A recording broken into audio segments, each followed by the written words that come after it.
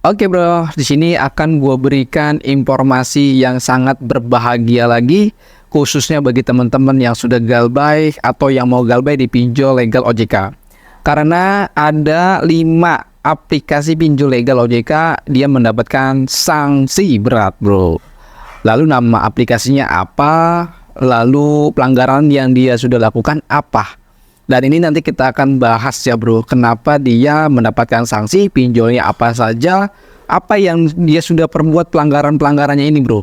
Nah ini teman-teman yang harus Anda ketahui ya bro, agar teman-teman nanti setelah galbay enak, agar teman-teman juga paham tentang pinjaman online, terutama dalam segi aturan-aturannya. Dan juga teman-teman juga di sini usahakan tonton sampai selesai karena kita akan sedikit menjelaskan lebih detailnya lagi tentang 5 aplikasi pinjol legal OJK ini. Dan sebelum gua akan memasuki ke videonya, teman-teman jangan lupa nyalakan tanda loncengnya agar gua mengupload video terbaru teman-teman tidak lagi ketinggalan. Dan juga teman-teman juga di sini yang mau gabung dalam grup Telegram, silakan saja klik link grupnya ada di dalam deskripsi. Tapi teman-teman jangan join dulu, tapi dengarkan video ini sampai selesai. Oke, kita akan masuk saja ke dalam pembahasannya.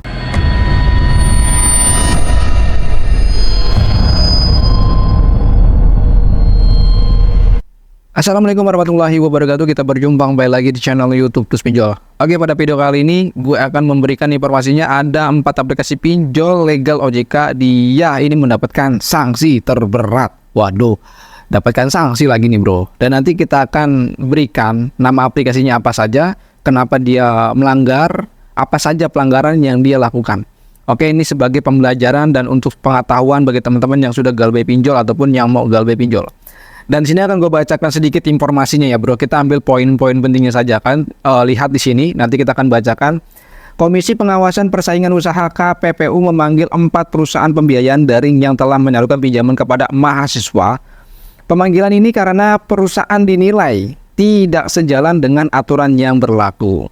Jadi ada perusahaan pinjol ini dia ya memasuki ya pembiayaannya, pinjamannya di dalam sebuah universitas ya bro.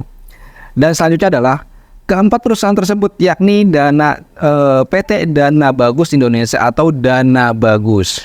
Yang kedua dari PT Cicil Solusi Mitra Teknologi atau Cicil, PT Fintech Bina Bangsa atau Edufan, serta PT Inclusive Finance Group atau Dana Cita.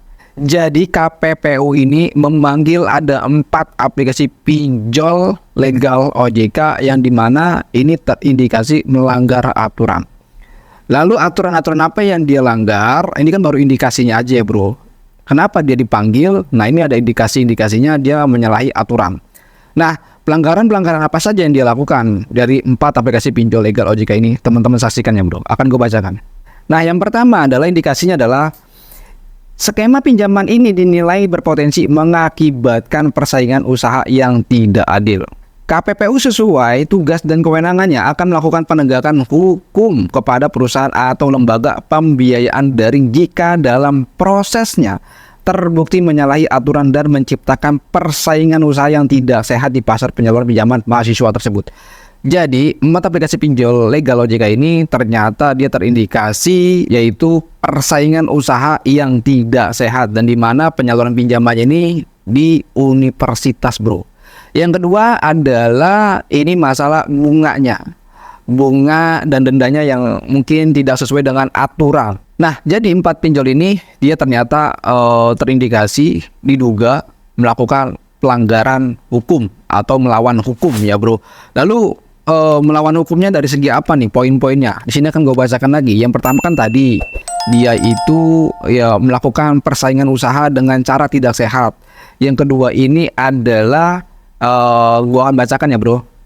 Berbagai produk pinjaman mahasiswa daring yang menerapkan bunga atau berbagai biaya bulanan yang menyerupai bunga tidak sesuai dengan peraturan yang berlaku. Oleh karena itu ia mengatakan pinjaman yang diberikan diduga melawan hukum. Jadi ini hanya diduga saja dan ternyata KPPU ini memanggil 4 pinjol tersebut. Yang pertama terindikasi melakukan persaingan usaha yang tidak sehat. Yang kedua suku bunganya yang tidak wajar dan terindikasi melawan hukum. Cuman 2 poin ini aja bro. Dan selanjutnya kita akan bahas juga tentang masalah yaitu pelanggaran-pelanggaran dari pinjol. Nah bro, jadi gini, bagi teman-teman yang galbe pinjol itu tak perlu lagi takut. Ya, tidak perlu lagi takut dengan cara penagihan ataupun dengan cara-cara yang sifatnya ilegal. Dan di mana ini dilakukan oleh pinjol-pinjol legal. Nah, kalau teman-teman ini memiliki tunggakan di aplikasi pinjol legal OJK, teman-teman gak usah takut dengan segala-galanya. Karena peraturan dari OJK untuk tahun SEOJK tahun 2023, ini peraturan pinjol sangat ketat sekali bro. Ya, jadi kalau teman-teman memahami peraturan-peraturan pinjol, teman-teman mau galbe juga enak. Justru kalau kita galbe di pinjol legal OJK, ini hidup kita tenang. Kita tuh nggak dandingdu. Kenapa? Karena tidak ada yang namanya penyebaran data. Yang kedua, dia dipantau dengan cara ketat kalau pinjol-pinjolnya ini. Yang ketiga ini, kalau misalkan teman-teman pinjol memiliki pinjol ilegal, justru ini yang sangat berat sekali karena ada indikasi untuk melakukan penyebaran data. Tapi kalau teman-teman galbe di pinjol legal, justru lebih enak banget bro. Karena apa? Dia tidak boleh melakukan penagihan di tempat kerja, tidak boleh melakukan penagihan di kontak darurat, tidak boleh datang ke tempat kerja dan lain sebagainya. Ini sangat ketat sekali bro, peraturan-peraturan dari pinjol yang dimana sudah dikeluarkan oleh OJK. Dan selanjutnya kalau teman-teman itu, kalau misalkan teman-teman sebagai mahasiswa, terus universitas Anda disusupi dengan pinjol-pinjol, nah itu laporkan bro, laporkan kepada OJK dan juga laporkan kepada KPPU. Dan juga yang harus Anda ketahui, ini beritanya sudah viral tentang pinjol yang sudah masuk ke universitas. Kenapa viral? Nah ini banyak sekali mahasiswa-mahasiswa yang sudah mengeluarkan suaranya di berbagai media sosialnya.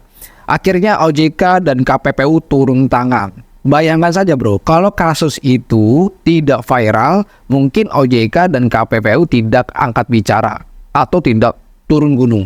Jadi makanya kalau permasalahan-masalahan pinjol ini yang mungkin sifatnya sudah melanggar, kalau kita laporkan tapi tidak ada tanggapan, lebih baik diviralkan bro. Misalkan penagihan pinjol kita laporkan, tapi OJK tidak ada tanggapannya. Jadi jalan satu-satunya adalah kita memviralkan. Dengan adanya viral, itu semua lembaga-lembaga keuangan seperti dari OJK, KPPU dan lain sebagainya, mereka pasti akan turun gunung bro. Kita bisa ambil contoh dari kasus pinjol Ada Kami, yang dimana diduga ya pegawai dari pinjol Ada Kami ini melakukan teror yang sifatnya ilegal. Dan dimana debiturnya sampai bunuh diri gara-gara teror pinjol Ada Kami. Dan itu kan beritanya sempat viral dan akhirnya Ada Kami pun dipanggil oleh OJK. Ya, akhirnya setelah diinvestigasi ternyata benar pinjol Ada Kami melakukan pelanggaran dan akhirnya dia mendapatkan sanksi administratif.